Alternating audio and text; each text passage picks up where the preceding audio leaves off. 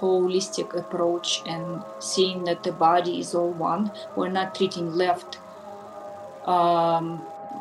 heel from the right ear, to different doctors. That's when we specialize different doctors. That's when I start to go farther from understanding. And the holistic healing, we can only heal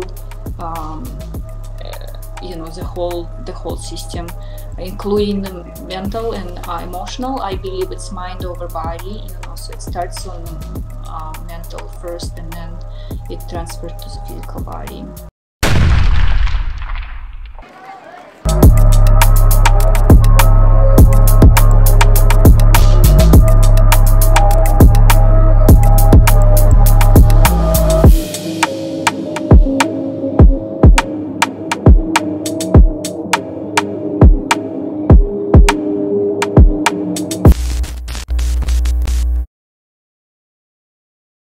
Prove to me that you're alive. What up, everybody? Welcome to Prove to Me That You're Alive. I just messed that whole intro up, so we're gonna skip the intro. Listen, today, you guys, we have what we call around here a Romaniya must.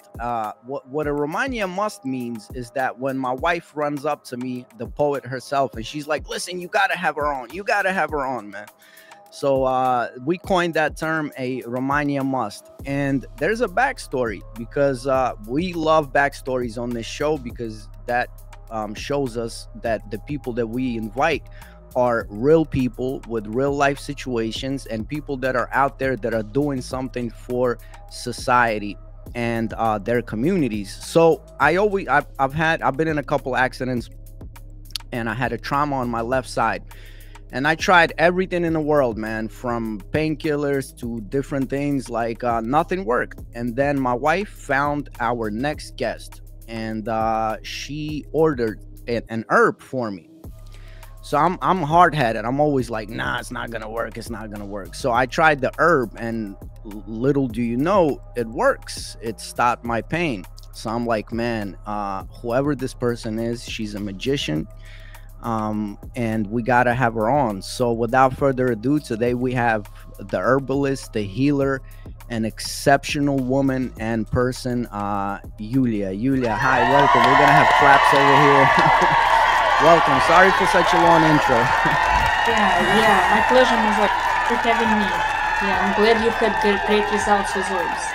Yeah, thank you so much. You have such a nice setting over there. Yeah, it's just my little office where I practice from. We love your setting, and thank you so much for being here. We truly appreciate it, because we had exceptional people on this podcast, and we love to invite real people that are actually doing something for the community, for the society, someone that's pioneering different things, and you are one of these people. So if you could tell me and the people that are going to watch a little bit about yourself, like, where are you from, what's your background, and how did you get into what you're doing today? Yeah, so I was born in Russia and raised, and I moved from there when I was 22. So I met my husband, so I moved here to get married. And so I was a city girl coming into the little village in northern Wisconsin. And I didn't know what I would be doing with my MBA degree work-wise. But I did find office manager position in a chiropractic clinic. So I worked there for 4 years before I had my first son. And then my husband has a biology major. So for our dates, we would go in the forest and swamps and hike and paddle canoes and different things. Oh, wow. He knew a lot of the herbs by name, and then I knew some herbs by their properties, because my mom, like in Russia, in Ukraine, in Eastern Europe, we grow up knowing herbs and we use them almost every day. So I was like thinking, what will I do with myself? How to develop and learn new things. And so I looked around forest, and I started picking a few herbs, like 3 or 4 herbs per day, bring them home and identifying them. The ones that my husband didn't know, or that he didn't know, medicinal properties. So I started researching. I found fireweed tea, Ivan chai, and a bunch of other ones. So that's how slowly I got into it. And then my mother-in-law, she was older and she was suffering from asthma. So she was on a nebulizer, and I was thinking, is there any herbs that I can give to her that would help her condition? And so I did my research and I found mullein herb, Mullin, and it grew locally in near me. So she started drinking that 1 cup a day. So in 2 weeks, she went back to the doctor's appointment, and the doctor said, "You look better. You gained weight. What are you doing?" And she said, "Oh, my daughter-in-law found this tea for me. I'm drinking it." So she continued drinking that and improving for the years to come. So that was kind of my introduction into local herbs and realizing that I can actually do something to help people. So I believe my not goal in life, but like my mission is to make everyone healthy and happy. So I'm on my road.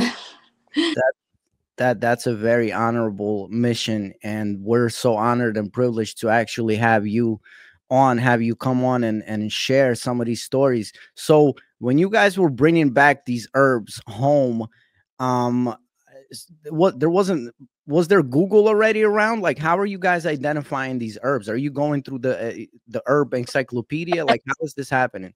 Yeah, so my husband, he's biology major, so he had books like plant identification books.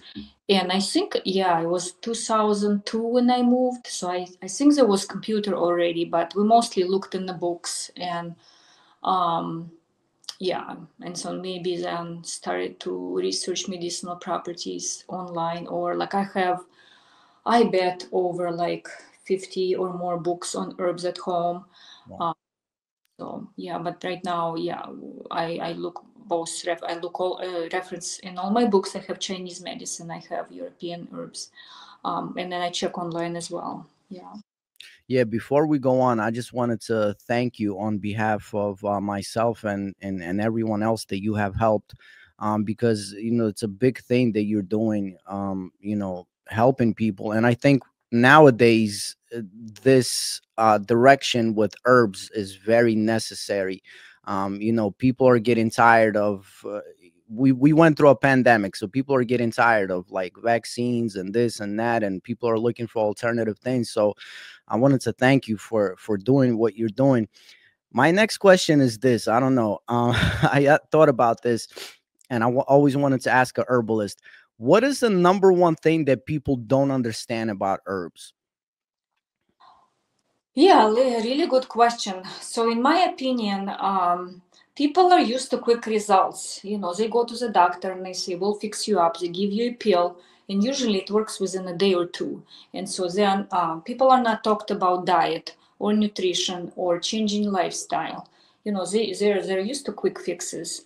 Um, so basically, when you start herbs, okay, a good example, like one lady I know made some elderberry syrup and she was giving it to her kids who had cough and it wasn't helping. So she messaged me saying, "Yulia, what's going on? I'm giving them elderberry syrup. It's supposed to help and they're coughing and it's not getting any better."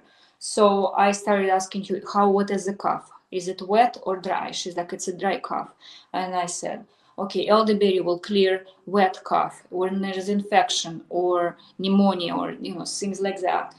If you have dry cough and you take elderberry, it's not going to do anything because you need moisturizing herbs to moisten it and to help to expectorate." So, um, lack of understanding how herbs work, and also sometimes you have to take them for at least 2 weeks. I say usually a month, and they're very mild. And so if you take some 1 cup a day, that's a therapeutic dose.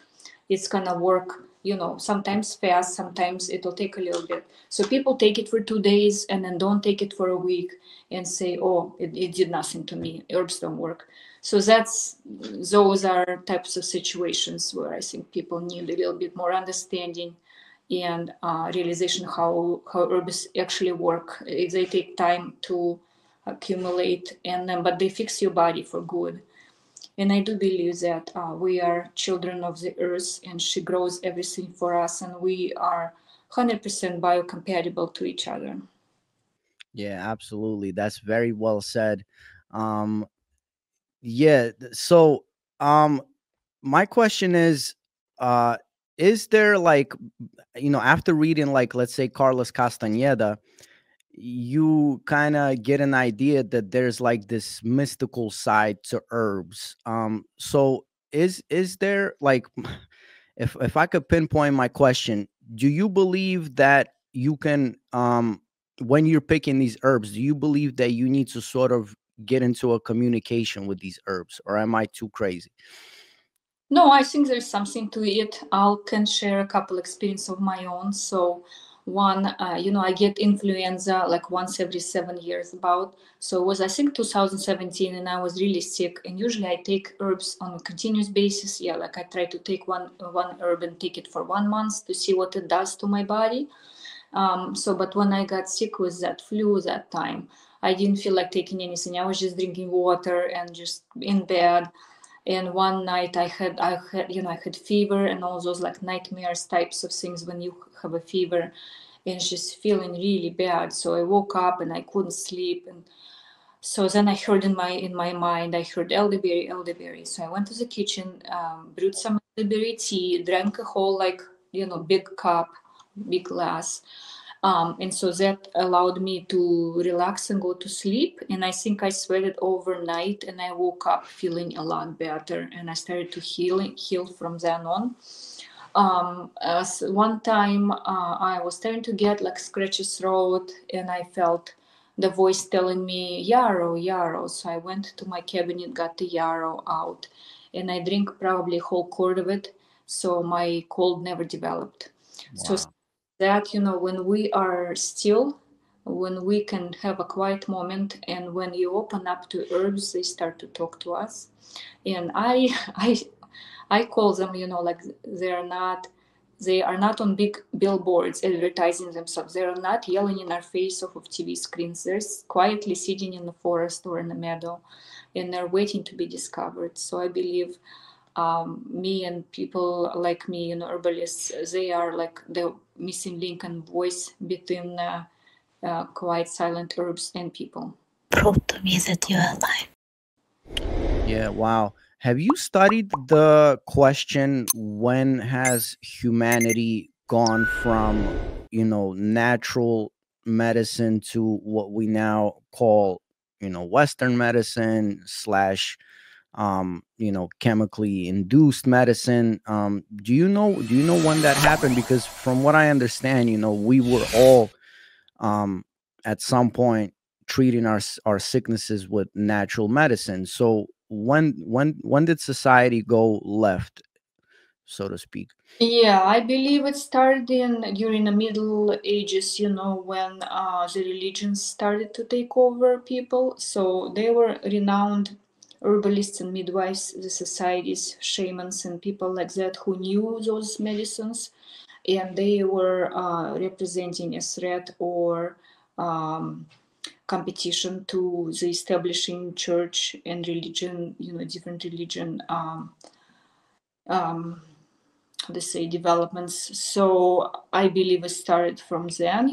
They started to remove people who were influential in the society and instilling, I would say, fear and like you have to stay in the church and you have to pray and you're a sinner. And um, I believe, that's when it broke up, how people would go to the earth and get healing from the Mm.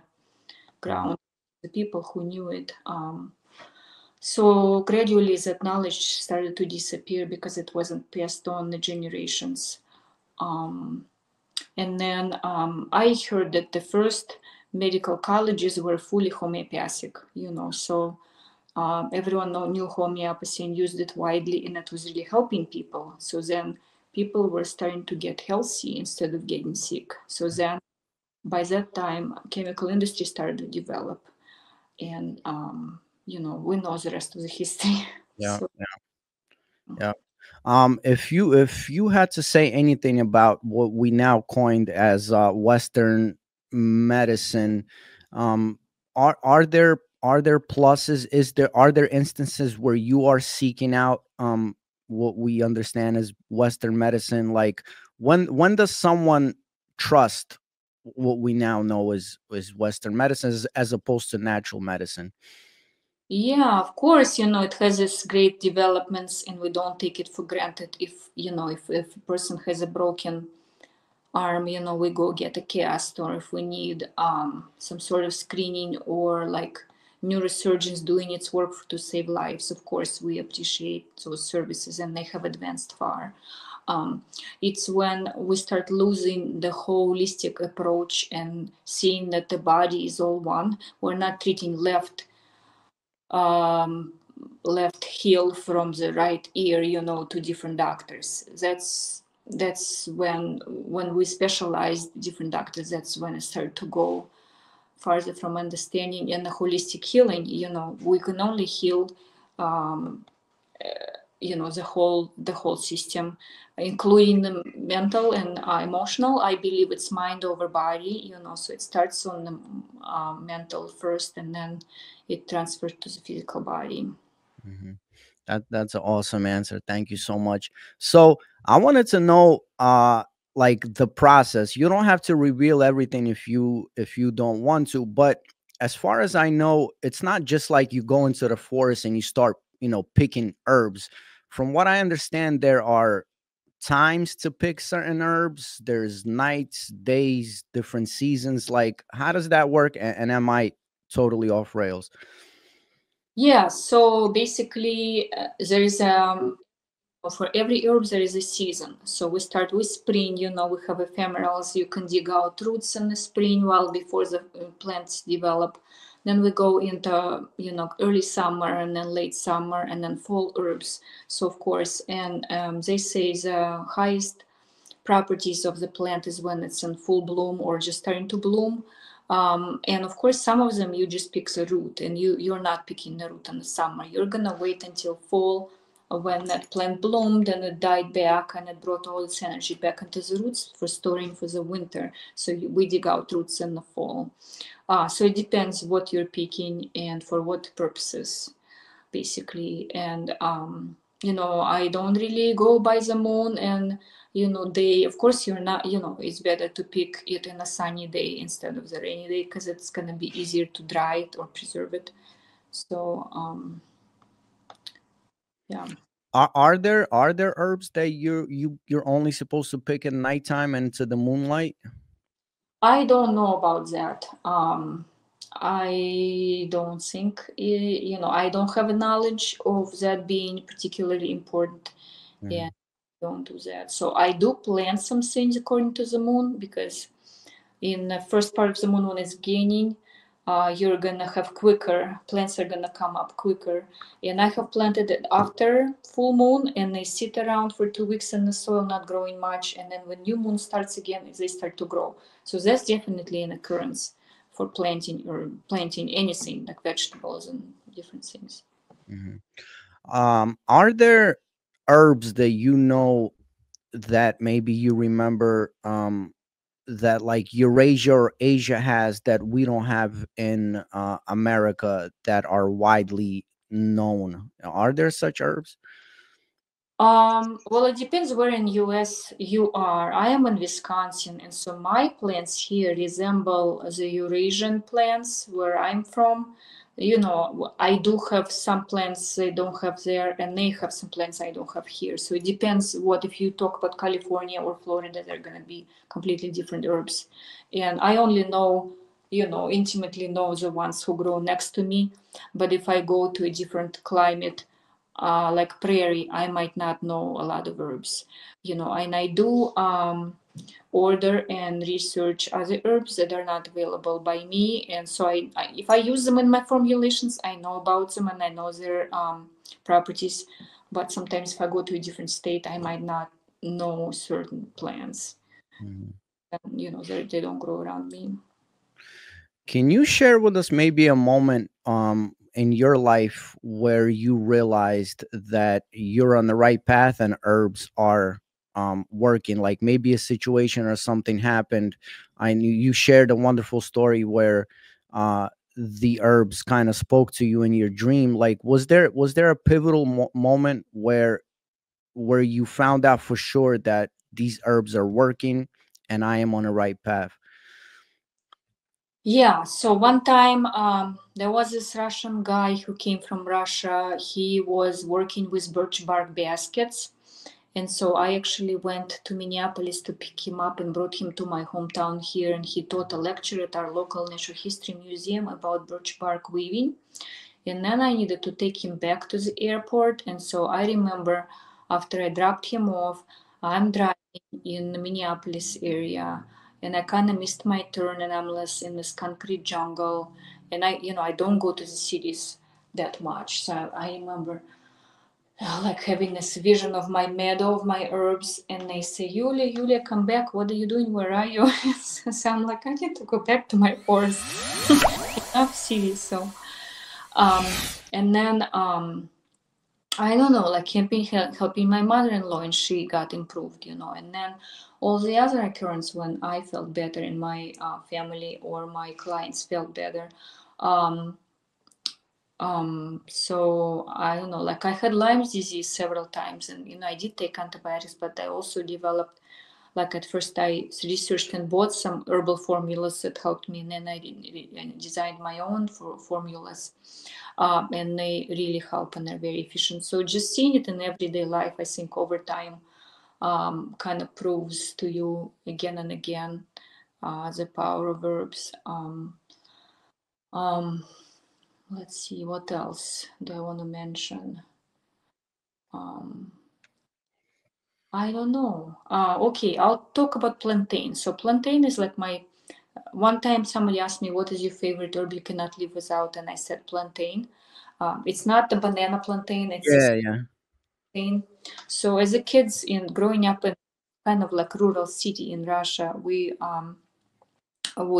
had black top, so we'd run, fall down, skin our knee. So we were taught, like kids teach each other, okay, grab a plantain, and so I call it lick it and stick it. So we would lick the leaf and stick it right to our sore. Oh wait, I'm sorry for interrupting you. So podorожник is a plantain? I never knew the English term for it. Okay. Yes, so it actually, you don't even actually need to wash your wound because it will pull out gravel, stone. It pulls out slivers, pieces of glass, metal. So we naturally knew like folk medicine, right? We just would stick it to our knee, hold it for a couple minutes, bleeding stops, that gets clear, and that it heals up nice. So it was like we didn't even appreciate that knowledge because it was common day knowledge. So one time here, I was in the garden working barefoot, and I know that I shouldn't be in the garden barefoot, but I was working with garden fork, and then I laid it a certain way, and I was walking, and a kind of like the piece of the fork cut in between my pinky and the fourth toe on my leg, and I went right in there, and how there is a space there in the feet as well, and went kind of deep. So then I'm like, oh. So I went home, washed it, put socks on, put shoes on, came back, and I'm like, I'm gonna put plantain leaf. So I just took a leaf and put it in there, and I had it for like maybe 1 or 2 days, and I thought, oh, it's okay, it's healing, so I don't need it anymore. So I did not have plantain for like third and fourth day, and I felt like I was getting more red, my skin. So I said, no, I'm gonna do it again. So I put a plantain leaf overnight under a sock, and I woke up the next day and I opened it. There was lots of pus that came out from Wow. there, and the redness was disappearing. So I did it for a couple more days, and then and you could even tell how it was healing the tissues. So then the fourth day, it fixed. There is a joke between herbalists that if you make soup and you chop up your meat, throw it in the pot, and if you put plantain leaves in there, it's gonna make the meat grow back together. That's what it does. It kind of like repairs. It has this, like when you touch it, it's kind of like, it's a little bit, I'd say sticky or mucilaginous, so it's gonna restore the tissues and collagen in the damaged tissue, and it will restore and grow it back together. So it has those properties, like regenerating properties. So I make plantain cream, which is good for all kinds of skin, issues like eczema, bug bites, My husband's aunt, she had a breast surgery, and then she used my plantain cream twice a day for a month on fresh scar, and scar completely disappeared. She went back to the doctor's like, where is the scar? So it does show like truly regenerative properties. If it works best on fresh scar, of course.